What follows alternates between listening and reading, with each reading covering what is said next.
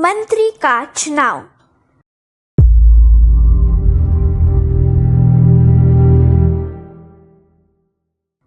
अभयारण्य में भासुरक नाम का एक सिंह रहता था। वह बड़ा ही शक्तिशाली था। उसने वहां के सिंह राजा को युद्ध में हरा दिया था, क्योंकि वह जंगल के जानवरों पर अत्याचार करता था। जो चापलूसी करते थे बस उन्हें ही पसंद करता था। भासुरक उसके स्थान पर अब स्वयं राजा बन गया था। एक दिन भासुरक ने सोचा कि इतने बड़े राज्य पर अकेले तो शासन करना बड़ा कठिन है। किसी साफ बात करने वाले बुद्धिमान जानवर को मंत्री बनाया जाए, जिससे कि वह अच्छी सलाह दे और राज्य का हित हो। एक दिन भासुरक घर से सोचकर गया कि आज जरूर मंत्री का चुनाव करेगा। राजसभा में पहुंचकर उसने आदेश दिया, जंगल के सभी जीव जंतु तुरंत यहाँ एकत्रित हो जाएं। फिर क्या था, सारा जंगल ही उमड़ पड़ा।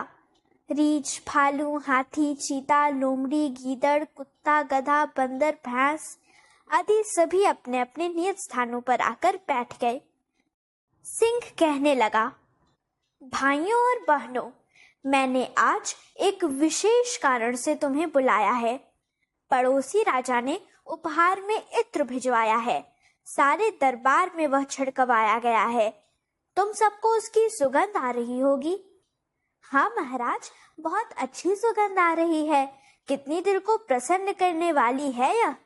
चिंटू खरगोश सिंह की बात बीच में काटते हुए बोल पड़ा। साथ ही साथ वह नथुने जोरों से सिकोड़कर गहरी सांस भर रहा था, जैसे सारी की सारी सुगंध को अपने अंदर भर लेने की कोशिश कर रहा हो। यूं चिंटू खरगोश सारे जंगल में अपनी चापलूसी के लिए प्रसिद्ध था। सभी उसकी यह आदत जानते थे, पर आज तो इस बात पर सभी उसकी शक्ल देखने लगे।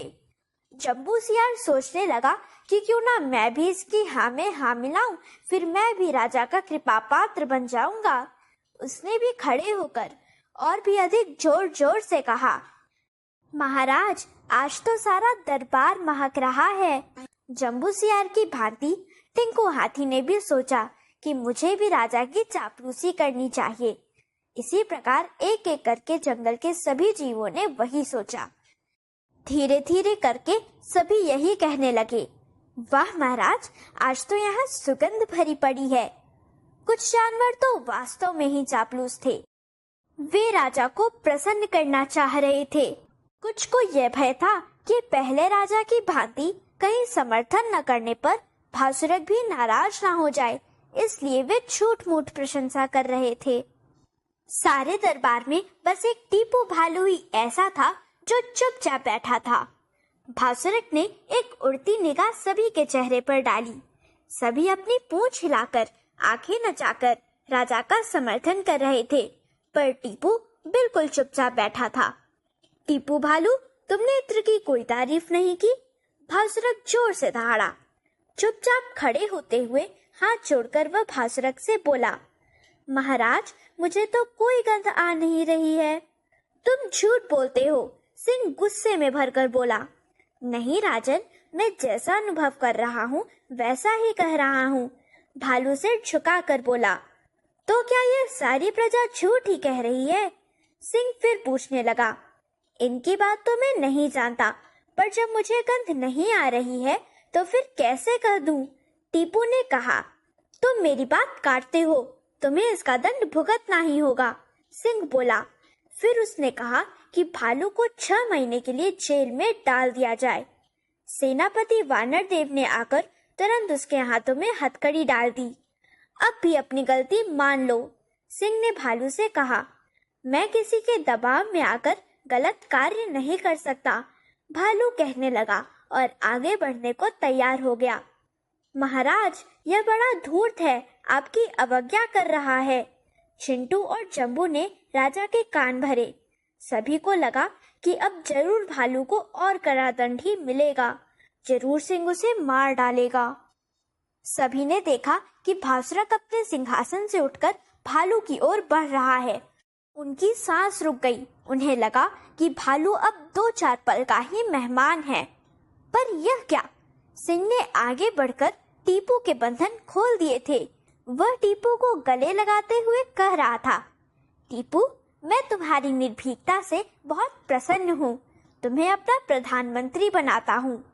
भासुरक ने टीपू को अपने पास वाले सिंहासन पर बिठाया, फिर अपनी प्रजा से बोला, मुझे यह जानकर बड़ा दुख हुआ कि मेरी प्रजा चापलूसी पसंद करती है। दरबार में कैसा भी इत्र नहीं बिखराया गया है। इतना धन हम व्यर्थ के कार्यों में क्यों खर्च करेंगे? उसे राज के हित में ही लगाएंगे। भाइयों, आप यह भूल जाइए कि पहले राजा की भांति मुझे भी चापलूसी पसंद है, श्रेष्ठ कार्य नहीं। मैं चाहता हूँ कि आप गुणों से मेरे प्रिय बनने की कोशिश करें। मुझे काम ही पसंद है, चापलूसी कतई पसंद नहीं। फिर टीपू की प्रशंसा करते हुए वह कहने लगा, राज की उन्नति टीपू जैसे निर्भीक और सच बोलने वालों से हुआ करती है। अब मैं यह पूर्ण रूप से आशा करता हूँ कि मेरी समस्त प्रजा टीपू जैसे महान बनेगी। सभी जानवरों ने तालियां बजाकर राजा की बात का समर्थन किया। सारा दरबार महाराज भासुरक की जय, टीपू मंत्री की जय के नारों से गूंज उठा। अगर आपको हमारी यह वीडियो पसंद आई हो तो इसे लाइक करें, कमेंट और शेयर जरूर करें और हमारे YouTube चैनल ऋषि चिंतन को सब्सक्राइब भी कर लें। साथ ही बेल आइकन को भी दबाएं ताकि आपको आने वाली वीडियोस की नोटिफिकेशंस मिलती रहें। धन्यवाद।